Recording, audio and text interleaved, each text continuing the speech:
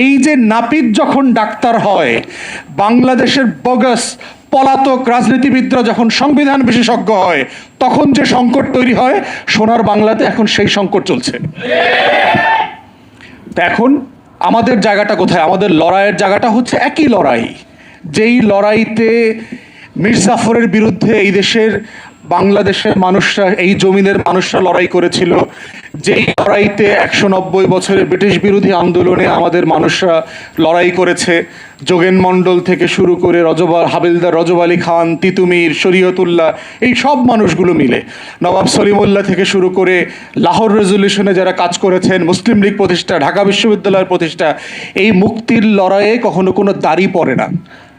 মুক্তির লড়াইটা হচ্ছে কমা, এটার একটা অধ্যায় আছে। অতএব আমরা পরিষ্কার করে দেখতে পাচ্ছি যে বাংলাদেশে 24-এর গণ অভ্যুত্থানটা এখনো শেষ হয়নি।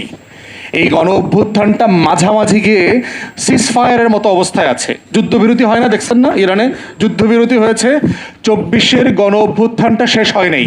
24-এর গণ অভ্যুত্থানে এখন যুদ্ধবিরতি চলছে, এবং কোন পক্ষের বিরুদ্ধে পরের লড়াই তৈরি হবে সেটার উপর ডিপেন্ড করবে বাংলাদেশের সংসদে বসে থাকা এই ডজন ডজন নাপিতরা সত্যি দেশটাকে ডাক্তারের কাছে তুলে দেবে, না নিজেরাই নাপিতগিরি করে সার্জারি কন্টিনিউ করবে। এর উপর ডিপেন্ড করবে যে আগামী দিনে সেই মুক্তির লড়াইতে লাল সবুজের পতাকার বিপরীতে আমরা কাকে বেছে নেব। এই লড়াই খুব পরিষ্কার। এই জন্য আজকে আমরা আহ্বান করছি বিএনপি দলীয় নেতা এবং সরকারকে, যে আপনারা বন্ধু প্রতিম গণ অভ্যুত্থানের পক্ষে শক্তি বলে আপনাদেরকে জানতাম, কিন্তু প্রত্যেক দিন আপনাদের আচরণে আপনাদেরকেই আমরা চিনতে এখন পারছি না। আপনাদের আচরণ, আপনাদের কথা, আপনাদের 2030 সালের ভিশন, আপনাদের 31 দফা, আপনাদের নির্বাচনী ম্যানিফেস্টো, জুলাই সনদ স্বাক্ষর করা, গণভোটের রায়, সব কিছু মিলায় আপনাদেরকেই আমরা চিনতে পারছি না। এবং দেখবেন, সুস্থ মানুষ যখন আরেকজন সুস্থ মানুষকে চিনতে পারে না, তখন আমরা তারে কি বলি? মাঝে মধ্যে এমপিদের কথাবার্তা শুনলে মনে হয় গাজার ডোজ বেশি হয়ে গেছে। সোহরাওয়ার্দী উদ্যানে এত অপারেশন চালানো হইতেছে গাজাখোরদের ধরার জন্য, মাঝে মধ্যে সংসদ ভবনের আশেপাশে একটা অপারেশন দরকার, যে গাজার ডোজ বেশি হয়ে গেছে কিনা।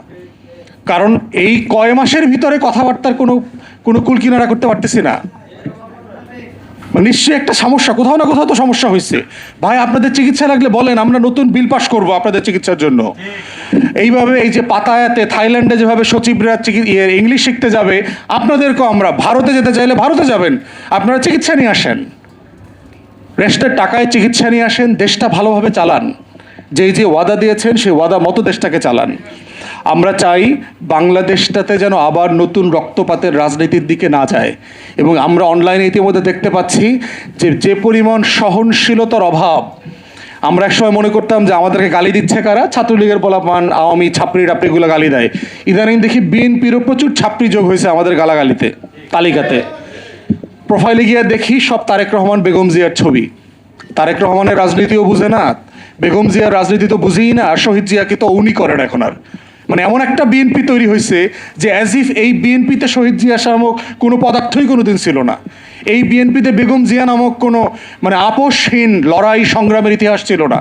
এক নতুন বিএনপি মনে হইতেছে। এবং বিএনপি নেতাদের বক্তব্য শুনলে এটা কি আসলে আওয়ামী লীগের কোনো নেতা বলছে, না আসলে বিএনপির নেতা বলতেছে, ওটা মাঝে মধ্যে কনফিউজিং লাগে। শব্দে শব্দে, বাক্যে বাক্যে আপনি বিএনপি নেতাদের মধ্যে ওবায়দুল কাদের খুঁজে পাবেন এখন।